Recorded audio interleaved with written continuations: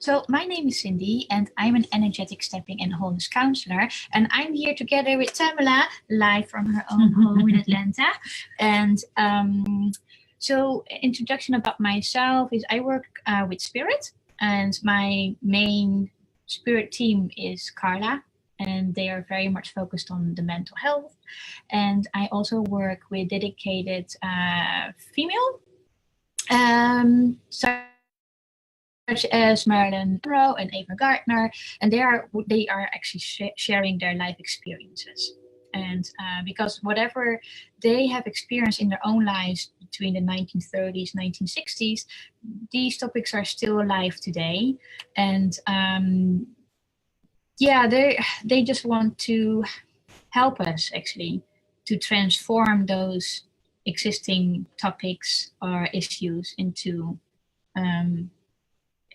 like, how to say it, that we have that we actually can create a happy life for ourselves, and that we can look at our own lives and see where we struggle and what we need to resolve.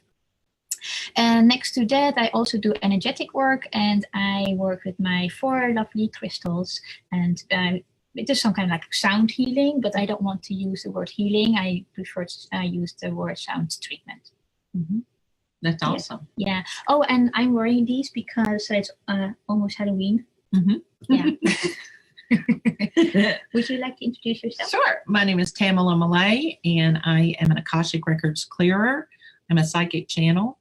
I channel Archangel Michael, Archangel Raphael, and a group of beings called Zed, who are on the edges of expansiveness and are helping us with the evolution of our planet right now. And they're teaching a class called Living a Congruent Life, because it's all about congruency. I teach manifesting. And I also do some body work. I'm a certified catalyst facilitator. And I also do some sound treatments as well. You can check out Cindy's work at channelingcarla.com. And you can check out mine at yourownsoul.com. So don't forget to put your questions in the comments. But we have a topic we want to discuss because it's Halloween almost. Yes. So the topic is, what was the topic again? Our perspectives on spirit, or at least the, how did you it's how spirit is perceived. In the social constructs, because like movies and music and all of that stuff, and how that influences our relationship to spirit. Yes, thank you. You're welcome. You're welcome. So you can go first. Yeah, I would like to, thank you. Mm-hmm. I would like to start off with the impact of movies. I'm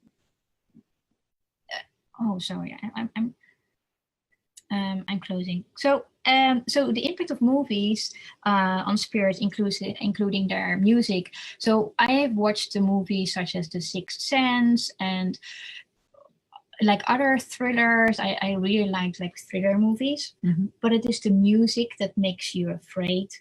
It is it's like the darkness. Nothing would happen. But because of the music, you are trying, or at least I was almost like expecting that something would happen that would scare you, like a closed window, that somebody was out of the blue stands in front of your window while it's dark outside. So it is the anticipation that something is going to happen. And so when I can go back to the movie of The Sixth Sense, music is also used, and also I remember that there were some kids who passed away in that movie, and they were displayed as in like they suddenly show up, or they're displayed they looked scary, and I think that has an impact on us. What is your review on that? I agree. Yeah. I used to watch lots of scary movies, horror movies when I was a kid, because I would laugh at them. I thought they were funny until I hit, there was some, one of the Friday the 13th movies. I don't remember which one, but it was one where the person was laying in bed and the bad guy like came up through the bed and got him, right? And in something about in that moment, it scared me because I'd had a lot of night terrors when I was a kid, a lot of nightmares. And so something about that was like, holy crap, it just kind of resonated with me and it scared me. And ever since then, I would get really actually afraid at horror movies. And so I stopped watching them. I didn't like them. And when I started getting back into my gifts, I could see or sense spirits. Like there are spirits that walk around this house and they don't bother me now because I understand.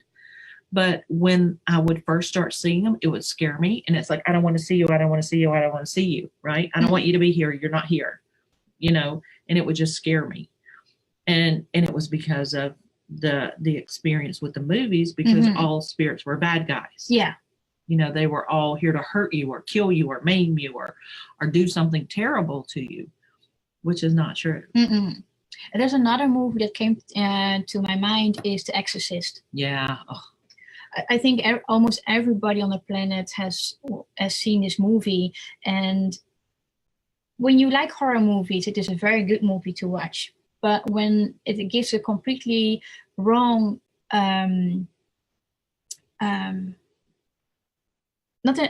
image, but a wrong explanation on channeling also, because in that movie it was that the body of this little girl has been taken over by a spirit, but there must be somewhere unconsciously or consciously an agreement between the person and the spirit that they can, that the body will be used by the spirit. And that is what we are doing when we transchannel.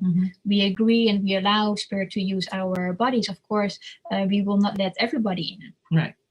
We have got our boundaries and we've got, specific spirits that we would like to work with. And with those movies, it gives a completely wrong perspective on channeling. And I think that is also a reason why a lot of people are afraid when you say, I transchannel spirit. And then the questions are coming up like, well, how do you know it's a good one? And that I also then want to refer to the prior video that we did on resonance. Right. When you are afraid for a spirit, you will maybe encounter spirits that might want to scare you. At least that is my view. And if you, when I am more, or when I focus only on spirits that do good, and they are here to help us, they are here to guide us. They would like to, the teams that I work with, also like Marilyn and Ava, they're here to help us and guide us and actually transform the problems or the issues that we are having into something good, because they want you to release. They want me to release stuff that block us and have a happy life. So when my focus is only on, on love and on helping, and then I only attract these kind of spirits. Yeah. You experience the same? Yeah. And with that movie, The Exorcist, the people don't understand necessarily because they probably haven't thought of it. There are different types of spirits. And in that Exorcist movie, she was possessed by a demon. Okay, demons exist. And they will inhabit a body if the body allows it, right? The person that's in the body allows it. But we don't work with demons, right? We only work with beings of light. Demons are not allowed. They're not allowed in my body. They're not allowed in my vicinity. I have, light that surrounds me all the time, and evil spirits can't get to me. Because I don't allow it. And we are all, as humans, we are the person that's in charge, right? Yeah. We're the one in the body, so we get to say what happens to the body. We get to set the rules, we get to set the parameters, we get to make the decisions, because nothing is happening to us while we're here, right? We're allowing everything to happen in our experience.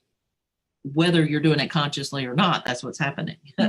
And so the thing with the movies is, and I think I heard Abraham Hicks talk about this one time when they said you can go to a movie and think, oh well, that would never happen, and then you leave the movie and nothing, you get no consequence from it. Or you can be in the movie and think, oh my God, that could happen to me. And then you start having, you're right, negative resonances. And that's kind of what happened to me. Was I was like, oh my God, that could happen, right? And so I started, really having difficulties not being afraid of going to bed at night or being in the dark or, all of those things, because I also already had an awareness that there were spirits out there, right? None of the spirits that I had dealt with were bad spirits.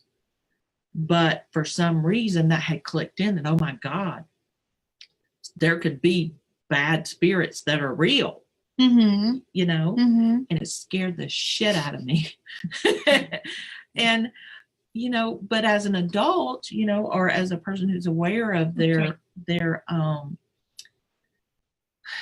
boundaries and their parameters, I get to say who I'm in communication with. I get to say who I'm going to work with. I get to say what kind of spirits are allowed and not allowed. And even the ones that are allowed after I do a session, even if I'm just doing a psychic session with someone and I'm not channeling, I still sage my house. And I command all of the spirits, all of the thoughts, all of the emotions, all of the energies, all of the everything to leave my house right away, right? Just because, you also don't want any lingering effects. No. And sorry, do you want to continue? There was something else that came into my mind, is that we actually work with spirit of a higher consciousness.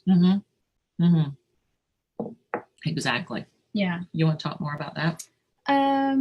Yeah, I believe that the spirit that are of a higher consciousness, they are here to help, actually. They are come here out of love for humanity, for us.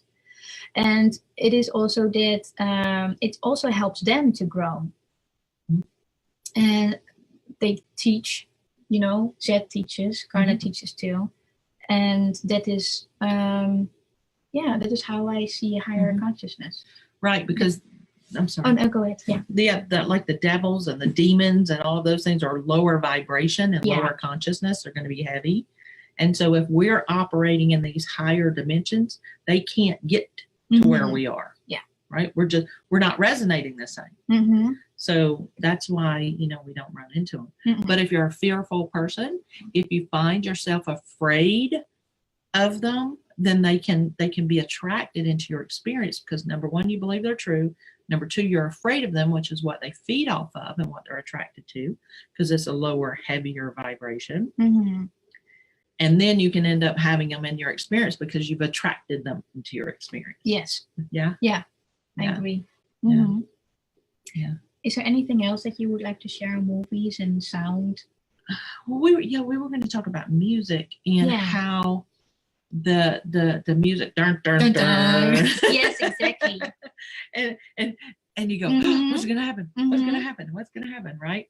And sometimes nothing happens, but the music and that goes into your cells. Yeah. Your body is like alert, like, oh, something is coming, and then you're on a watch out, and then there's nothing, and like, oh, okay, yeah, but the being alert is still there. The adrenaline is there. Yeah, the adrenaline, yeah. So do you think that also affects our body chemistry?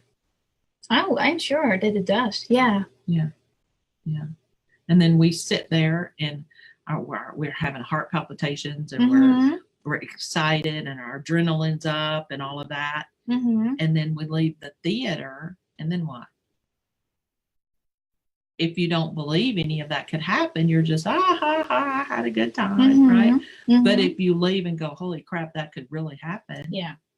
Then what do you do with that? Right? Your body chemistry is all messed up. You start having anxiety. You can have depression. You can have manic episodes. And you start attracting this stuff into your experience where you make it real. Yeah. And the problem is, nobody's talking about this, right? Nobody's actually told people that go to horror movies that you can invite negative spirits into your experience if you believe this. You know? Yeah, I completely understand. Yeah. Yeah, that seems important. Yeah, I just had that when I would, even if I would not go to the movies and watch a scary movie, you know, I would have DVDs at home. I would watch them at home. There would be like a whole series of them, and then I'm such in the in the mood of watching one video after another. And then it would be dark outside, and I would walk to the kitchen, and it is dark, and I would pass by a window, and then I go, I need to pass by the window very quickly because there might be somebody, watching from the other side. Right. But that is what you have seen, or what I would have seen in the movies, or I would be anticipating that there would be something, standing behind the window, which is not. But it's what you say, the adrenaline is still there in your body, and I would expect that there would be something. And like, I'm getting nuts, Yeah. I was not afraid before the movies, but after watching those, and like, now I'm getting scared, and then I will go to bed and it's like, why am I scared? Because nothing happened in all these years, right? And then suddenly, after watching a certain movie, I get afraid. Yeah. And so, what did you do? That's a good question. I think it took me a while actually to go to bed, or I actually would listen to music, other kind of music, not the. I would listen to classic music or meditation music, and because I could feel my body that it was, it was excited and it was scared, and then I would try to find, or even now meditation would maybe not really help. Because the adrenaline was still there. I think I would listen to other kind of music that would actually cheer me up. Yeah. Yeah. Yeah, because I know that's what I always had to do was I had to watch something that made me laugh after I watched something that scared me. Yeah. Because I needed to change my energy. I needed to change my thoughts. I needed to change my emotions. I needed to change my energy. And so I would immediately go to something funny. Yeah. Yeah. Because funny things changes the vibration. It changes the resonance, and it lightens it. Literally. Yeah. It makes it lighter. So those negative things can't get to you if you're light. Right? And that is, I think, also why sound is so important. Yeah, talk more about that. Well, what we just said, like it makes you light, and if cells have an impact, or sound has an impact on your cells. Yeah. There is a certain vibration. Your cells are, they will become happy, and it is some kind of a transformation happens. Yeah. And I think that's why sound is important. Yeah. You can use it, in movies and scare the crap out of you, but you can also use it in a good sense and actually transform your cells. You can eventually even transform your own body into health. Yeah. By using sound. I think that's why we do sound healing. Yeah, I think so. And Zed has been doing some teachings on living a congruent life, and one of the things they've been talking about is replacing these things that get in our body with sound.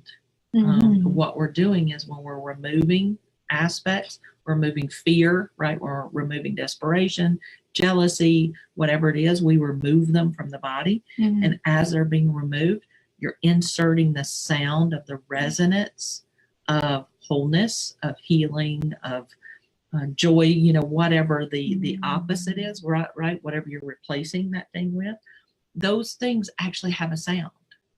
And so we make the sound of the thing that we're releasing, right? And then we say, okay, when we release this, what are we going to replace it with? And we make that sound. And so it's as it's being removed, then we're replacing, because nothing, you can't leave empty spaces. Yeah. Right? Yeah. If you remove something, you have to insert something, because if you don't purposely insert something, then whatever happens to be in the vicinity is going to go in, right? Because there's no vacuums. We can't do vacuums, right? There's no vacuums in energy, right? No empty spaces. You can only transform it. Exactly. And so if you're removing something, then you're inserting something else. And we do that with sound. Sound is a real thing. You can feel it, right? Sometimes you can taste it, right? Oh, you have experience in tasting? How does it taste?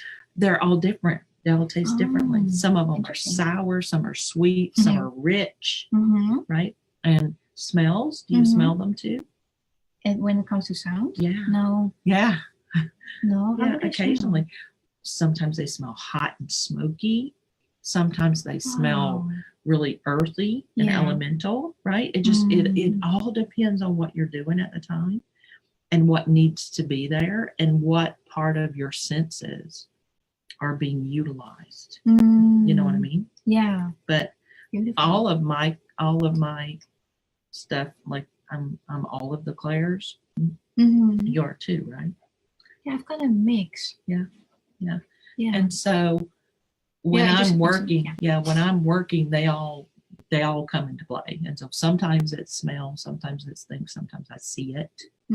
You know, because like if you had, if say you had regret right here, right? Sometimes I can actually see it and I can go, go in and get it, right? And then we make the sound that you want to replace it as it's being removed. And then this thing that's being removed gets transformed, right? Because we don't leave it in its negative state. No. Right? We transform it to love. Yeah. Or we give it to the angels to transform it to love. Right? Yeah, otherwise somebody else would maybe take it over and then we might remove it, but then it's still there. So what is the sense? What is the sense of why not transform it into something good? Right. Something positive. Yeah. Yeah. When it comes to sound, sometimes I see sound waves. Yeah. So sometimes they come with colors, but it is like like almost an ocean. An ocean of waves, and it is for me it is more that I see the vibration. So when somebody talks, I can feel the vibration of the tone that they use.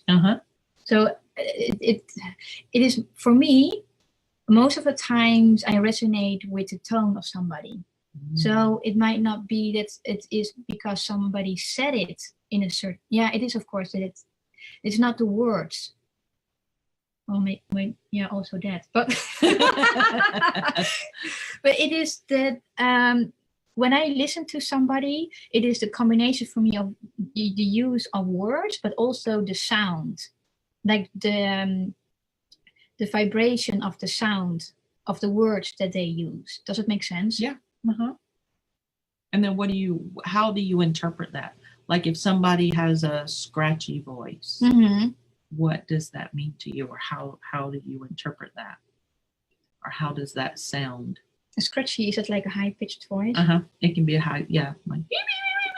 Oh yeah. To me, it sounds like cheerful,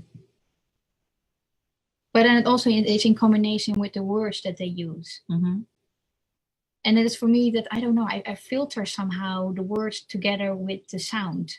And like if I notice that somebody is angry, I can feel from the words and the sound if it is directed to me personally or if it is something in general that this person was angry, but it has nothing to do with me. Right. And then I can stay calm.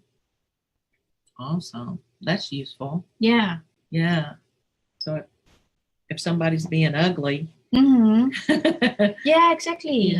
Yeah, and then it is like, okay, no, it is not personally meant, because I can feel that there was something happened prior to his behavior or to her behavior of being angry, and then I can feel that most of the times. That's awesome. Yeah, I don't know how I do that, but it is something comes natural. Part of your gifts. Yay! Awesome. What else is on the agenda?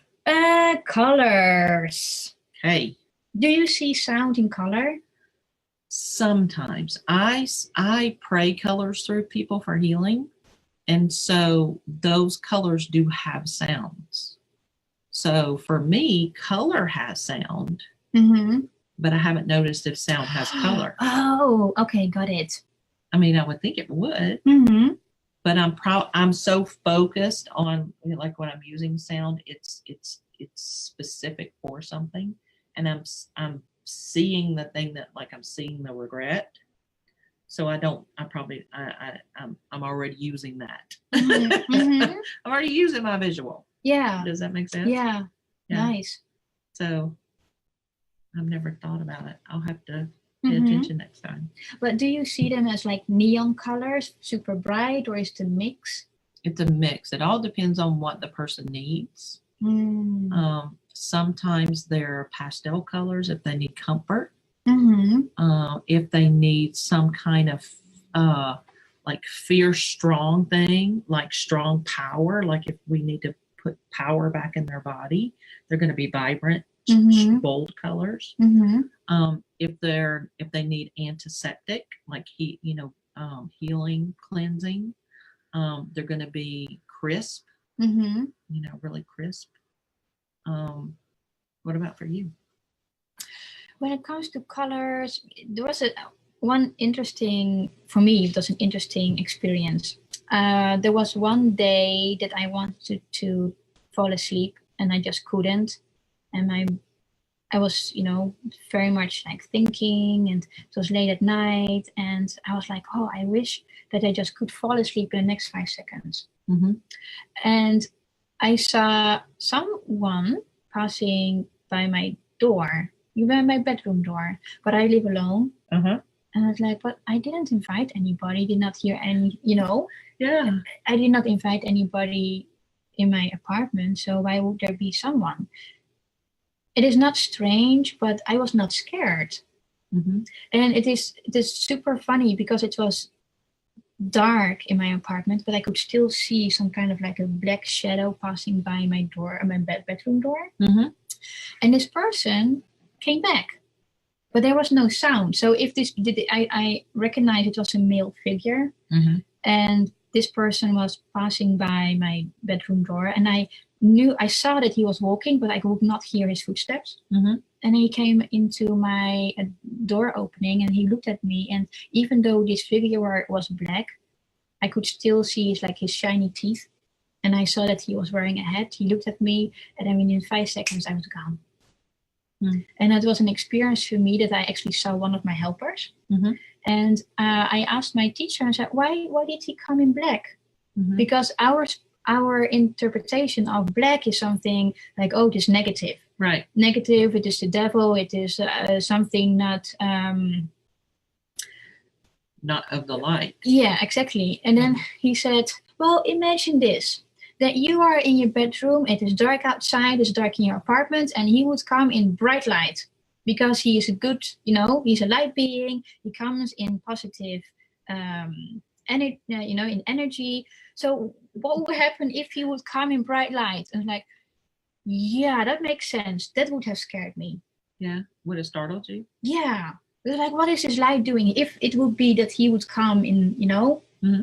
in light, in another color than black. So he said, helpers come, they actually blend in with the background. Well, that's interesting. Yeah. And they do that because they do not want to scare you. So if he would have come, when my male helper would have come in another color, then most likely that would have startled me, and I was like, oh, what is this? Mm-hmm. Then that would maybe, freaked me out. Right. But he said, no, they do that because they want to blend in with the environment. They actually, it would be nice, if you could see them. Mm-hmm. I had another experience of seeing my own helper. It was also a very funny experience because I was walking outside and it was early morning when not very late. I was walking back home and I saw a guy in front of me also wearing a hat. Mm-hmm. And he was like looking around, just curious. And it seemed to me as if he was looking for something. Mm-hmm. Or he was just looking around. Oh, beautiful, and I'm lost or so, or anything. And I was walking behind him, and then suddenly he turned around, and something inside of me was like, oh, I now need to be very careful. I need to run now, And for some reason, he was also a helper of mine. He decided to hide himself behind a tree. And I passed by the tree and I had to giggle because I thought, why would you hide behind a tree when it is dark outside? I could hardly see him, but for some reason I did. Yeah, I could see him. And then he came, he was like standing behind the tree, and very carefully he was peeking his head around the corner, around the tree. And I looked at him, and he came across as like, oh, I want to talk to you. And I was like, Cindy, run. So I ran back home. I was not used to see that. Yeah. Because it is also a black figure. And then I again checked it with one of my teachers, and he said, that's also one of your helpers. And he said, that is a very funny case because that particular helper, he was actually trying to get like a temporary disguise for himself to come here on Earth, and just to see how you were doing, because that's what your helpers are doing. They come either in like a human being form that you actually can see, or maybe in this kind of shadow colored persons. And he said he's a helper, and he tried to actually look out for you to see how you were doing, but he's still training himself how to blend in with your environment. So for me, he was obvious to see. So I thought it was somebody real who was walking in front of me. And he said, no, this was also one of your helpers. And that's why he was actually scared of me. Yeah. He's like, oh crap, I broke the rules. Exactly. He was like, oh my gosh, he sees me. Yeah, and it's actually very cute. Yeah. But these are experiences that, because you see a helper in my case, or a spirit in a black color. I cannot really say. Right. But my teacher also explained, black is a different color. What did he say? Oh yeah, black is another shade of white, and white is just another shade of black. Yeah. So I thought, like, okay, I can live with that. So it did not really scare me anymore. That's awesome. Did you have any experiences like that? No, not like that. I'm trying to think, like with color or with my helpers. Both. I have a spirit guide that shows up to me as blue squares. Like when that helper is trying to help me do stuff, I start seeing blue squares everywhere. Oh. And it's like, oh, okay, I know what that means. You again. Right? And I know what that particular guide is helping me with. So when I see those things, it's like, okay, it gets me back on track. I did have an experience, gosh, ages ago, probably 25 years ago, when I got really bad sick, and I thought I was going to die. I mean, I was really sick. And my husband at the time was in Korea. He was in the military, and I was in Florida with my children by ourselves. And I was very, very ill. And my kids were young. I mean, they were like, 4 and they were probably 5 and 6. And so they couldn't take care of me, right? And and there wasn't anybody to call. And I was laying in bed, and it's like, look, I'm not going to die and leave my children in the house by themselves. That would be cool. That would be terrible. It was like, I'm not doing that. And that was actually revealed to me afterwards, that was a choice point. That was one of the we have multiple choice points that we have in our lifetimes that we program in before we come here, where we can decide if we want to stay or go. Yeah. And that was one of my choice points. I could have left then. And it was like, no, I'm not going to do that. I'm not going to leave my children, to deal with that. And so, while I was laying in the bed, and after I made that decision, I said, I don't care what's going to happen. I'm not leaving. And I saw, like, in the room, this orb, right? This circle, and it was all kinds of swishy colors. And I had closed my eyes, and I had made that decision, and I was like, I'm not leaving. And I opened my eyes, and I saw this orb, and it was like, Mama, it was like, it wasn't my personal mama, right? But it was like Mother God, the goddess, Mother God. And it was like there, and I just felt this huge love like surround me.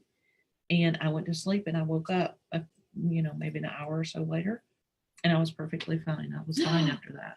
I mean, I was healthy. Well, not 100%, but I was like 80% better. Wow. I still had a little cough and stuff after that, but I was like, holy crap. And it was like, I don't know what that was. And it wasn't until years later that I found out that was Mother God. That was the goddess. She had come. Wow. Because I made my decision. I made my choice to stay. And because I was in that state, it really was a death state that I was in. There had to be intervention. There had to be the intervention of, one of the Godhead or the goddess head had to come in and do something, right? And so, she came, and it was good. So that was what I had. That's beautiful. Yeah. How did she feel? Like warm? It was just, all I felt was warm and love. Just love, warm love, and everything's going to be okay. And I just went to sleep, and I was like, okay, I'm staying. Everything's going to be okay. And I went to sleep and woke up, and it was a miracle. It was a literal miracle. I mean, I was that much better. Wow. Yeah. Yep. Very so that's nice. my experience. And it seems like I remember hearing a sound, like a certain tone, but I couldn't replicate it right now because I don't know what it was. But it does seem like that there was a sound involved too. And the colors were like all colors and no color. It was like no color in all colors. Okay. It was, you know what I mean? It was like there's all colors, but it was see-through. Okay. I think so. I think my brain doesn't really wrap around it yet. It was like it wasn't like I couldn't reach out and touch it. And I'm not even sure that if anybody else had been in the room, if they would have seen it. I mean, it could have just been a third eye thing. But I saw it, and I knew Mother, and that's all I knew. Wow. Yeah. Beautiful. So another topic that we want to discuss is like the understanding of, the number 13, or maybe even Halloween. What is your perspective on number 13? Number 13 is the number of the goddess. Woo! And I'm a shamanic Magdalene high priestess, and my understanding of the number 13 is it was the number of the goddess and of the priestess. And when the patriarchal church and the patriarchal religions started taking over the churches which had been matriarchal, which had been female-led before, and they started taking them over, they started wiping away all of the things that had been part of the holiness of the matriarchy and the divine feminine. And one of those things was the number 13, because that was the number that represented the goddess and the priestess. And so instead, what they did was they made that an evil thing, right? 13 is a bad thing. It's a jinx.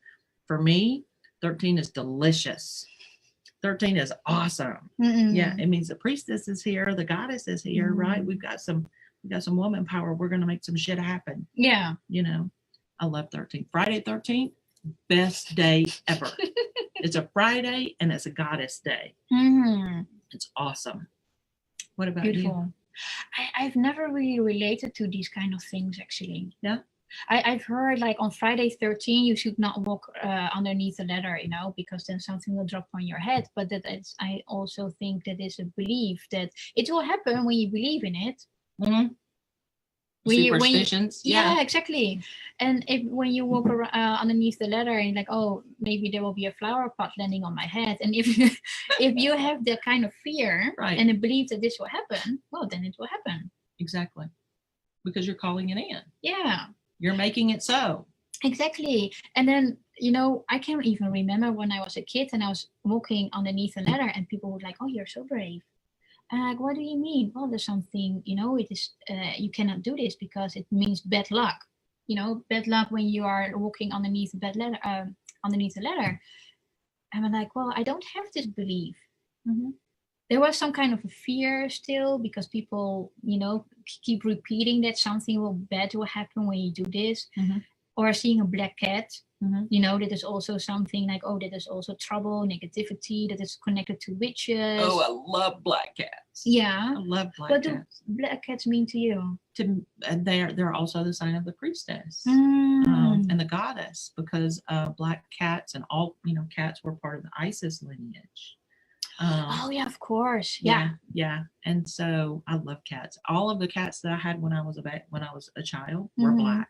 Mm. And it's funny because there were lots of black cats because those were the ones that people didn't want to adopt. Oh yes, because of what you said. Yep. Those are my favorite. They're my favorite. So you were like super happy. You had all the black cats. Yep. Nice. I did not had like a black cat as a pet because I was allergic. Mm. Yeah. I was allergic to cats. Mm-hmm. But it is also there are plenty of these kind of beliefs, you know, like black cats, number 13, do not walk underneath a ladder. Don't rock a rocking chair with nobody in it. Really? Yeah, that means somebody's going to die, right? There are all kinds of superstitions. Oh, I've never heard of that one. Yeah, there's all kinds of them. Wow. This is the South. We're loaded with superstitions. Wow. Yeah. Don't let anybody sweep under your feet because that means you'll never get married. I mean, there's all kinds of things that are out there. And it's like, I used to tell my grandma when she would sweep and she'd say, no, you can't, you got to move. Because I lift my feet up and she'd go, no, you have to move. I'm not going to sweep under your feet. You'll never get married. It's like, sweep under my feet. Yeah. Like, that's go so ahead. Funny. I never heard of that one. Yeah. Yeah, no. Yeah. And if there's a rocking chair, yeah, you know, and you stand there and it's rocking or whatever, oh, no, that's bad. People will come from all around to stop. Stop. Really? Yeah. Oh, that is so funny. Yeah. We didn't have those ones. But I think also in Europe, the rocking chair is not a familiar thing. You mean like the ones that you have outside on the patio? Yes. Yeah, we don't really have those. Interesting. Yeah. Yeah. Mm. There are many of those superstition things. Yeah. And then it is so funny because over the years, people really start to believe. Yeah. Mm-hmm. And you try to avoid. There are even, I think it is in China. I don't think you will ever see the number 4. Really? I think it is number 4. I can be mistaken. So I was on holidays in Malaysia, and I was in the elevator, and I was looking at all the buttons, and I said, "Where is floor number 4?" They just skipped number 4. You know, and in American hotels and American buildings, they used to skip the floor 13. Mm-hmm. There was no floor 13. Mm-hmm. Funny. Yeah. Mm-hmm. It's like, okay, just because you don't call it 13 doesn't mean there's not a 13th floor, right? Yes. I mean, it's still the 13th floor. Yeah. There's not like a vacuum in space, right? First 12, a hole, and then the rest of them. Yes. Right? Yes, I understand. Yeah. But yeah. It is funny. It is. Mm-hmm. Yeah. And instead, they're focusing on these things that are not worthwhile, right? Mm-hmm. And ignoring the things that are, like their thoughts mm-hmm. and their beliefs mm-hmm. and their emotions mm-hmm. and their words mm-hmm. and their actions, right? Mm-hmm.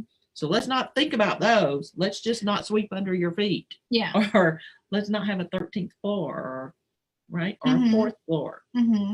Right. Yeah. When that's not going to change anything. Right. It's not going to fix anything. Yeah, but it'll keep you distracted, right? It blames somebody else. Yeah. That's the big thing. Exactly. And that is something, when you were talking, I heard the word fear. Movies are there to actually make you afraid. Yeah. Yeah. Because there is something in us as human beings that we are, there's like, I don't know, like a special relationship with fear. Yeah. In my experience, fear is an independent thought form. And what that means is a thought form that has had so much energy fed into it, it takes on a life of its own of sorts, but it has to plug into people to stay viable. And people plug into fear all the time. Yes. You can access it from anywhere at any time. And it's a living thing. And you have to choose whether you want to plug into it or not. And sometimes it's easier just to plug into fear because it's comfortable. Yeah. Everybody has experienced it, once or multiple times in their lives. And what you say, it is so present. And for me, fear is something that has been created by the mind. It does not exist. It comes across super real. Yeah. But it is an emotion. Yeah. It is not something that we have created from the heart. It's not a feeling, it is an emotion. And it is something that we have created. Yeah, that's in a our good head. distinction. Yeah. Yeah. But it is super, it comes across as super real. It is really there. And the fear aspect is so big, especially nowadays. It is super present on the entire planet. Yeah. And I think that is also the reason why we tap into fear very easily. Yeah, it's everywhere. Yeah. Yeah. Well, and we're not taught how to deal with it. When I had that experience with that movie, where I went, oh my God, that's real, and with it being real, I clicked into that fear. Yeah. That I had never been clicked into before, and I mean, it haunted me for years. After I had children, I couldn't stand to be high off the ground. I couldn't ride roller coasters. I was terrified of heights. Like all of these things just kind of, added on to it. Oh, well, you're afraid of this. Here, have some fear of this. Yeah. Yes. Yeah. And fear is also something that you create in the future. That's true. But when I pay attention to myself, as in when I'm here now in the moment, I'm doing okay. There's nothing to be worried about. But when you're going to think as in, oh, what, I'm afraid that I'm going to fly back tomorrow to Switzerland. I can maybe create a fear as in, oh, maybe, there might be a possibility of missing my flight. But then I'm already thinking, what is going to happen or might be possible for tomorrow. Right. And you're giving yourself the opportunity to attract that experience. Yes. Yeah. So what's your experience with superstitions and Halloween? We haven't talked about Halloween yet. What's your experience with Halloween in Switzerland? None. Aww. It doesn't exist really there. Yeah. And you? Here it is. It's one of those things that got incorporated in, right? And they made it a scary thing, and then they made it a fun thing.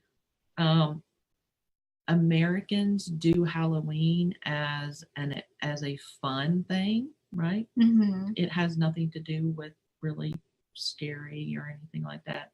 Really, it's about fun. It's an opportunity to have fun. And for some people, having fun is watching horror movies, and that's fine. But it's about getting together and dressing up and being silly and taking yourself less seriously, and that kind of thing, which I enjoy and I appreciate. But it doesn't have any kind of symbolism like Dios de Muerto, the Day of the Dead in Latin America, right? Like that has significance. That has real cultural meaning. Halloween is just a time for us to have fun. Yeah. Wow. I didn't expect that. Yeah? Yeah.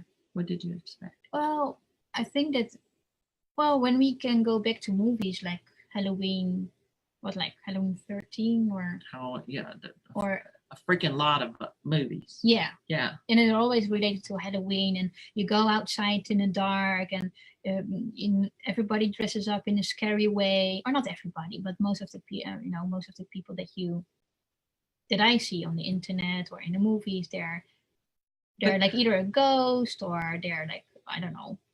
Yeah, but not everybody dresses up scary. A lot of people dress up sexy, Oh yeah, or funny, or princessy, or right. Mm. But it really is about. It's still about having fun, even if they're dressed up.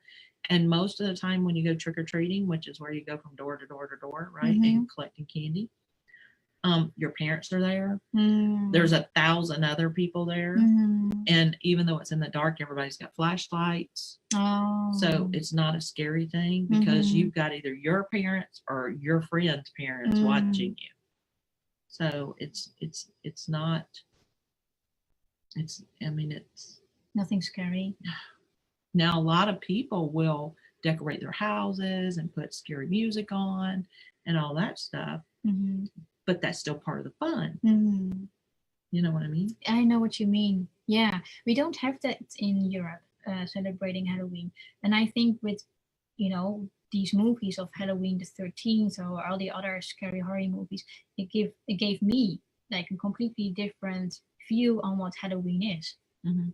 Yeah, because you think it's what the movies is. Yeah. Yeah. Yeah, no. And when it comes to superstition, I don't really believe in those. If somebody would say, "Don't walk underneath the ladder," I'm like, "Okay, I walk underneath it." Don't have a black cat. Okay, I would like to have a black cat. Give me 4, please. Yeah, exactly. I would not really listen to those. Yeah. Yeah. Yeah, I don't either. No, it's really funny. Yeah. Yeah. Is there anything else that you would like to add? I think we're good. Yeah, I think so too. Yeah. Yeah. We're really happy you joined us. Hopefully you got something to think about, got some new information, got to learn about us some more. We love to learn about you. Put your comments in the comment section. Say hi. If you're watching in the replay, put replay. Share this with your friends.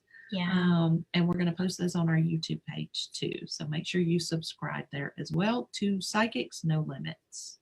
Super. Yeah. Thank you. You're welcome. So if you want to contact Cindy to get a session with her, you can reach her at info@channelingcarla.com. Yeah. And if you want to get a session with me, you can email me at info@yourownsoul.com. So we'll take care, be good, try not to get into any trouble. If we're having Halloween or not, either way. Have fun. Have fun. See you. Bye.